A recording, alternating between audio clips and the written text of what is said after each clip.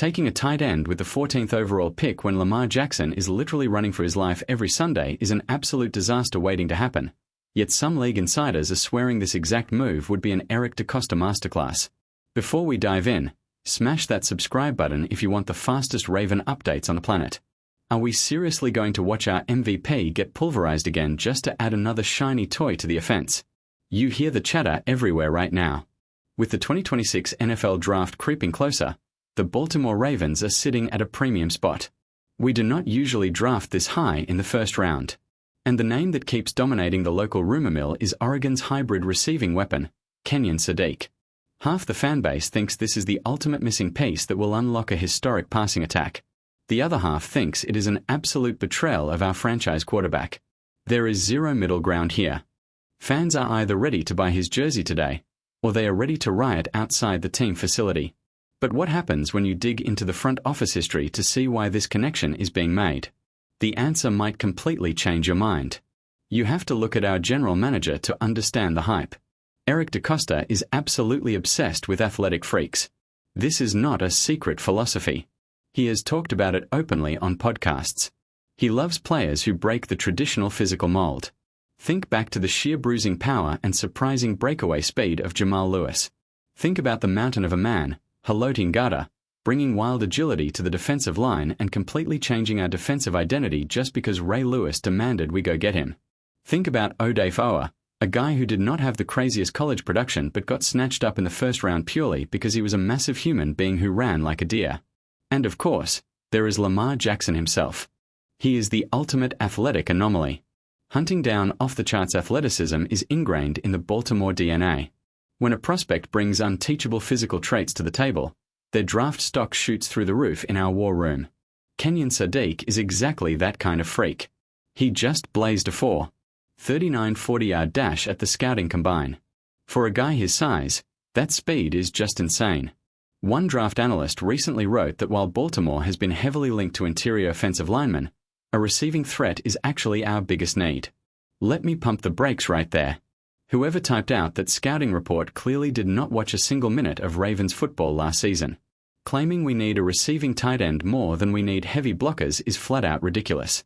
Last year was incredibly painful to watch. Lamar Jackson took the worst beating of his professional career. He was battered, bruised, and constantly picking himself up off the turf. The way the front office neglected the offensive line felt like a downright betrayal of the fans. Week after agonizing week, we watched our most valuable asset run for his life. We sat on the couch, screaming at the television, while the coaching staff made absolutely zero adjustments to protect him. It was one of the most pitiful displays of trench warfare we have ever witnessed. Who is ultimately to blame for Lamar getting beat up so badly last year? Drop a name below. Now, I will admit the Kenyon Sadiq rumors make a tiny bit of sense when you look at the coaching staff changes. Our new offensive coordinator, Declan Doyle, is coming over from Chicago. He heavily utilizes two tight end sets. That is his absolute bread and butter. Adding a speedster to that specific scheme would undeniably inject a massive dose of explosiveness into our passing game. But here is the harsh, unavoidable reality. If your quarterback is lying on his back, it does not matter how fast your receivers are. If the pocket collapses immediately, that speed is completely useless. You can have the greatest weapons on earth, but without time, the offense dies. But wait until you hear what the actual game tape reveals about this kid. I did not just read the scouting reports. I sat down and watched the raw college film on Kenyon Sadiq. I focused heavily on his matchups against Penn State and Wisconsin. And I have to admit, the prospect is incredibly intriguing. He takes a split second to hit his absolute top gear, but once he accelerates, he flies down the field. More importantly, he is not soft. A lot of these fast receiving tight ends avoid the trenches, but Sadiq loves contact. He will happily throw a block against a defensive end, a rushing linebacker, or a crashing safety. He thrives in the physical aspects of the game. What really stood out was how the Oregon coaching staff used him. They lined him up absolutely everywhere. He played right next to the offensive tackle. He flexed out into the slot. He motioned across the formation to confuse linebackers. They even lined him up in the backfield as a traditional back. The coaches clearly made it their absolute mission to manufacture touches for him. They threw him deep bombs, flat routes, and tight end screens. The philosophy was simple. get the football in his hands at all costs. Honestly, the offensive design reminded me a lot of how Baltimore uses Zay Flowers. They do not play the exact same position, but the sheer desperation from the play caller to get them the football is identical. My absolute favorite play from Sadiq did not even happen on a design touch. During the Penn State game, his quarterback threw a terrible interception right in Sadiq's direction.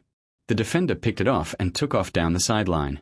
It looked like a guaranteed pick six or at least a massive return that would flip the momentum entirely. But Sadiq turned on the Jets from the back of the end zone, hunted the defender down, and completely leveled him, forcing a fumble. Penn State ended up recovering it, but that effort was a masterclass in hustle. You cannot teach that kind of heart in a film room. That relentless motor is exactly what you want in a franchise building block. But there is a massive roadblock hiding in our depth chart that makes drafting him a terrible idea. Having heart will take him far in this league. Many scouts believe he could be a true hybrid player, giving a team excellent blocking and elite wide receiver route running. But development takes a lot of time. Very few rookies step onto an NFL field and completely dominate from day one. They need coaching, patience, and live game representatives to adjust to the speed of the pros. Here is the glaring problem. When you are picking 14th overall, you are not drafting a project. You are not drafting a rotational piece. You must draft an absolute, undeniable, day one starter. A top 15 pick needs to be on the field for nearly every single offensive snap of the season. If the Ravens draft Sadiq at 14, what exactly is the plan? Are we going to march up to Mark Andrews and tell him to ride the bench? Absolutely not. Andrews is our guy. He is a proven commodity. Drafting a backup tight end or a rotational gadget player that high in the first round is terrible asset management. If we somehow traded back into the second round and Sadiq was sitting there, I would sprint to the podium to hand in the card. But at 14, we need a foundational anchor for the offensive line. Drafting a luxury weapon over a massive trench warrior feels foolish. But wait until you see the shocking context behind his college statistics. Let us look at how Sadiq actually produced within that high-flying Oregon offense. During his freshman year in 2023, he barely saw the field, catching 5 passes for 24 yards and a single touchdown. In his sophomore year, his workload naturally increased, grabbing 24 catches for just over 300 yards and 2 scores. But last season, knowing he was draft eligible and looking for a payday, he exploded. He racked up 51 catches for 560 yards and 8 touchdowns. The steady improvement over 3 years is fantastic to see. But here is the craziest part about those numbers. I started digging through mock drafts to see who else from that Oregon offense was generating national hype. Sadiq is widely projected as a first or early second-round pick. Do you know how many other Oregon offensive playmakers are projected to go early? 0. I looked through the projections for the first round, the second round, and the third round. Outside of an offensive lineman eventually popping up later on, Sadiq was the sole elite offensive weapon on that entire roster. He was putting up career-high numbers while facing every single opponent's top defensive coverage package. Opposing coordinators knew the ball was going to him, they double-teamed him, and he still produced heavily. That speaks volumes about his raw talent and makes him a much more valuable prospect. Still, if the commissioner walks to the stage and announces Kenyon Sadiq as our pick, I am going to be deeply frustrated. I will root for the kid because he is wearing our colors, and I want our team to win a Super Bowl. We share the same squad, so I will never actively pray for a rookie to fail. But I will fundamentally disagree with the front office strategy. We have ignored the trenches for far too long, but wait until you realize how the rest of the roster shapes up for the coming season. Looking back at the emotional rollercoaster of last season, we went through absolute hell. Starting off the year looking completely lost at 1-5, dropping heartbreakers, fighting our way all the way back into the playoff hunt, only to watch everything crumble. It was mentally exhausting for the entire city. The fan base widely agrees that our offense needs a big, physical receiver. Zay Flowers is incredibly shifty, and his juke moves are spectacular, but we desperately need a large target who can rip down contested catches in heavy traffic and generate serious yards after the catch to complement him. Upgrading the receiving room is a noble goal, but clearing out the dead weight on the offensive line feels even better. The fact that Daniel Falele is no longer anchoring our line instantly makes the blocking unit more competitive. Watching him struggle was agonizing. If our line becomes stronger through the draft, the entire offense completely transforms.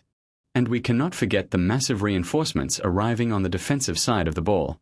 Injecting Trey Hendrickson into the edge rush rotation is going to be terrifying for opposing quarterbacks. Having Nnamdi Madubuike returning from injury to wreck the interior guarantees our defensive front will be an absolute nightmare to block. And with Jesse Minter taking over the defensive play calling, the entire tactical identity of the unit is going to elevate drastically. The defense is officially locked and loaded to win games. It all comes down to the big picture. You have to pair brilliant tactical schemes with elite offensive talent. Give Lamar Jackson a reliable, big-bodied weapon who can aggressively secure the football every single time it goes up in the air. But more importantly, give him a fortress of an offensive line so he actually has the time to scan the field and deliver the perfect strike. If Eric DeCosta secures the trenches early in this draft, this roster is built for a Super Bowl run. Weapons are exciting, but protection wins championships. Let's get that ring.